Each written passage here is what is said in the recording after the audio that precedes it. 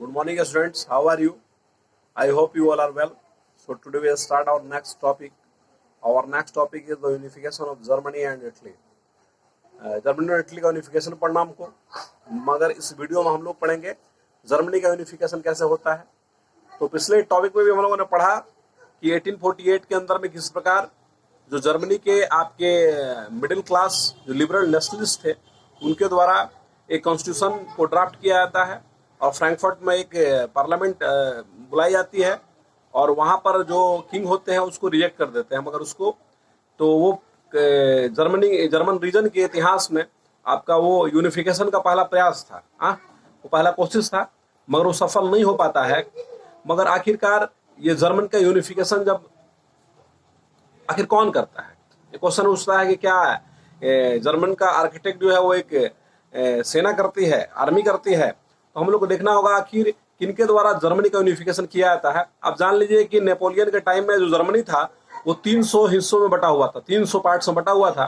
फिर जर्मनी को नेपोलियन ने 39 आपका हिस्सों में उसको मतलब 39 हिस्सों में समेटा, ठीक है, उतना से उतना तक उसको लेकर के आया और उनके अंदर एक जोलबराइन करके एक व्यवस्था उसने दिया जिसके द्वारा वो आपस में ट्रेड वगैरह कर पाते थे। तो फिर भी 39 पार्ट्स में जो है आपका जर्मनी बिखरा हुआ था, सबका रीजन जो है अलग अलग था, अलग अलग मन ऐसे भी अलग अलग एम्पायर थे जिसके अंदर वो लोग शामिल थे, अलग अलग कंट्री के उसके रीजन पे कैप्चर था, तो तितर बितर और बिखरा हुआ था, ठीक है। तो इन तमाम चीजों को लेकर के जो मिडिल क्लास था वो चाहता था कि वहां पे यूनिफिकेशन हो। एक नेशनलिज्म वाली भावना आ गई थी, क्योंकि नेशनलिज्म वाली भावना सिर्फ इसलिए आई थी क्योंकि जो नेपोलियन था वो पूरे यूरोप के अंदर अटैक करता था, आक्रमण करके बहुत से देशों के अंदर वो उसने शासन भी स्थापित किया, रूल भी उसने किया, उसका इन्फ्लुएंस उसको रहा। तो उसके प्रतिक्रिया स्वरूप आप जान रहे हैं कि नेपोलियन को डिफीट किया गया, तो कहीं ना कहीं उसके रिएक्शन में आपका हर कंट्री के अंदर में एक नेशनलिज्म वाली बात जो है वो आपका चला आ रहा था। तो इन तमाम चीजों को लेकर के आपका कहीं ना कहीं जो कंजर्वेटिव क्लास भी था उसने तो शुरुआत में इन तमाम चीजों को उस तरह से इम्पोर्टेंस नहीं दिया, मगर उन्होंने देखा कि जब लिबरल और मिडिल क्लास का जो ये प्रमुख रूप से ये मांग बनता चला जा रहा है, नेशन स्टेट की कल्पना और नेशनलिस्ट वाली बात हो रही है, तो उसने सोचा कि हमारा जो डोमिनेंस है, जो हमारा प्रभुत्व है, वो यूरोप के अंदर ढीला पड़ता हुआ जा रहा है। और उन्होंने सोचा कि नहीं, हमारा डोमिनेंस जो बना रहा है यूरोप के अंदर में, इन तमाम चीजों को लेकर के जो आपका कंजर्वेटिव क्लास है उसने ही ये बीड़ा उठाया कि हम लोग एक राष्ट्र के रूप में संगठित होंगे, हम लोग एक नेशन के रूप में यूनाइट होंगे। और इसका दो क्लासिकल एग्जांपल्स जो है आपको जर्मनी और इटली में देखने को मिलता है कि जर्मनी और इटली का जो यूनिफिकेशन होता है वो यूनिफिकेशन किसी और के द्वारा नहीं, किसी लिबरल नेशनलिस्ट के द्वारा नहीं, किसी मिडिल क्लास के द्वारा नहीं, ये मोनार्कियल सिस्टम के द्वारा, आपका मोनार्की के द्वारा, राजा के द्वारा और उनके सैनिक के द्वारा, उनके जो चीफ मिनिस्टर थे उनके द्वारा जो है आपका यूनिफिकेशन जो है वो किया जाता है। क्योंकि जो नेशनलिस्ट वाली जो बात थी उस चीज को उन्होंने लिबरल क्लास जो था, लिबरल नेशनलिस्ट क्लास से उससे कंजर्वेटिव्स ने अपने अंदर अडॉप्ट किया, और सिर्फ इसलिए किया कि हमारा डोमिनेंस जो कंट्री के अंदर में बना रहे, क्योंकि वहां का जर्मनों का एक सेंटिमेंट जुड़ा हुआ था, ठीक है, कि हम लोग आपस में मिलना है। तो जितने भी बिखरे हुए जगह थे उसको मिलाने का जिम्मा कंजर्वेटिव्स ने लिया है। तो इसके तहत हम लोग देख रहे हैं आगे इसमें क्या क्या क्या दे रहा है। आपने देखा कि नेशनलिस्ट फीलिंग जो आपका उस समय था उसको रिजेक्ट किया गया राजा के द्वारा, ठीक है। तो इसका जिम्मा लिया गया आपका ऑटोमन बिस्मार्क का नाम आपने सुना है। ऑटोमन बिस्मार्क जो है ये इंपॉर्टेंट कैरेक्टर है, इनको आपको याद रखना है कि it's chief minister Ottoman Bismarck, national unification, it's chief minister Ottoman Bismarck was the architect of this process carried out with the help of Prussia army and bureaucracy।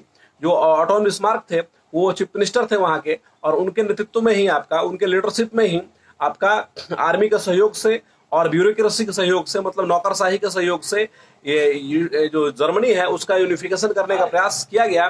Prussia state था, ठीक है, प्रूसिया एक राज्य था, उसको प्रसा बोलते हैं हिंदी में, उसके लीडरशिप में ही आपका ये काम जो है हो रहा है।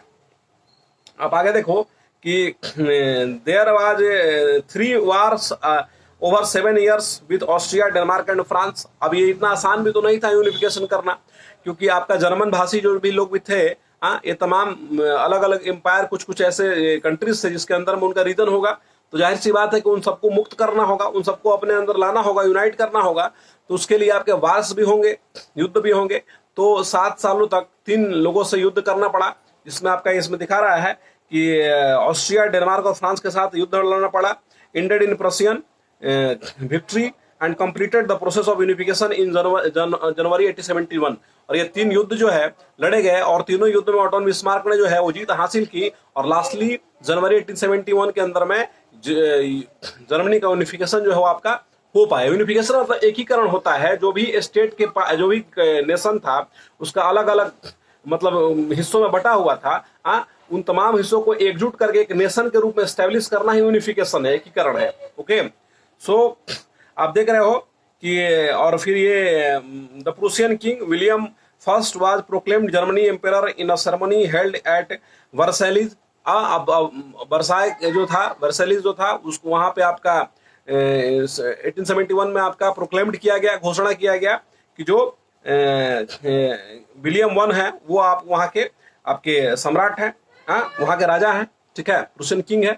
तो आगे हम लोग देख रहे हैं इसमें कि on the bitterly cold morning of January 1871, an assembly comprising the princes of the German states, representatives of the army, important Prussian ministers, including the chief ministers Otto and Bismarck, gathered in the unheated hall of the mirrors of the place of Versailles to proclaim the new German empire, headed by Kaiser William I of Prussia। अब देखिए उसको लेकर एक सभा होती, मतलब आपका एक मतलब समारोह होता है, आयोजन होता है।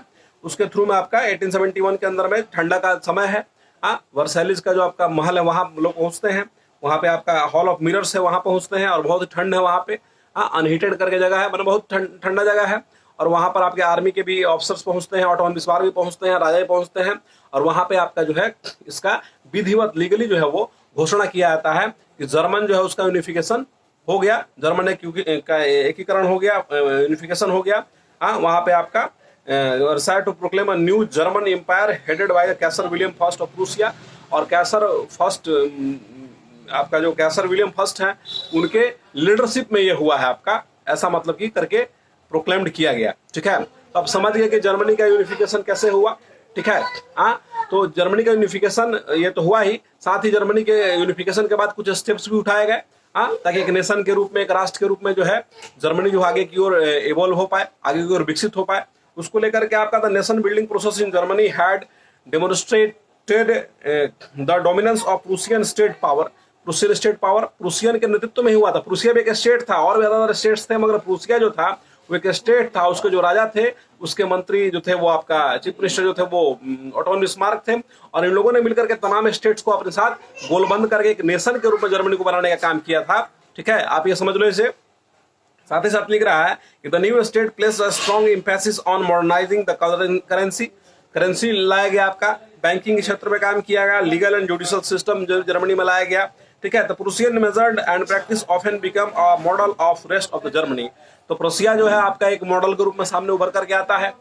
इस मसला को ज्यादा नहीं है, सिंपल बात है कि जो लिबरल मिडिल क्लास के अंदर नेशनलिज्म वाली बात थी, वो चाहते थे कि वहां पे जर्मनी के अंदर में कॉन्स्टिट्यूशनल मोनार्की हो और जर्मनी का यूनिफिकेशन हो। ऐसा प्रयास 1848 में उनके द्वारा किया गया, मगर इस प्रयास को रिजेक्ट कर दिया गया राजा के द्वारा। मगर लास्ट में आपका देख रहे हैं कि धीरे धीरे जो वहां के किंग्स थे, जो कंजर्वेटिव्स थे, उनके अंदर भी ये विचार आया कि हम लोग को अपना डोमिनेंस बना के रखना है, हम लोग का प्रभुत्व बना के अगर रखना है यूरोप के अंदर में, तो हम लोग को कुछ ना कुछ मतलब अच्छा करना होगा। तो इसको लेकर के उन्होंने पूरे अपने कंट्री को यूनिफाइड करने का प्रयास किया, यूनिफिकेशन लाने का प्रयास किया, क्योंकि जनता की यही डिमांड और कहीं ना कहीं उसकी मनोदशा थी, उसको पढ़ने का प्रयास किया। और इसके तहत वहां के जो ऑटो बिस्मार्क थे वो चीफ मिनिस्टर थे, और वहां का जो किंग थे उनके मतलब नेतृत्व में, उनके लीडरशिप में आपका जर्मनी का यूनिफिकेशन किया गया, जिसमें आपके 7 वर्षों के अंदर में 3 युद्ध लड़े गए। कौन कौन से कंट्री से लड़े गए आपने देखा है, ऑस्ट्रिया, डेनमार्क और फ्रांस से लड़े गए। और लास्ट में आपका यूनिफिकेशन जो है जर्मनी का पूरा हो जाता है, और जर्मनी जो है एक आपका नेशन स्टेट के रूप में, एक नेशन के रूप में उभर करके सामने आता है। बस यही जर्मनी का यूनिफिकेशन है। तब तक के लिए धन्यवाद।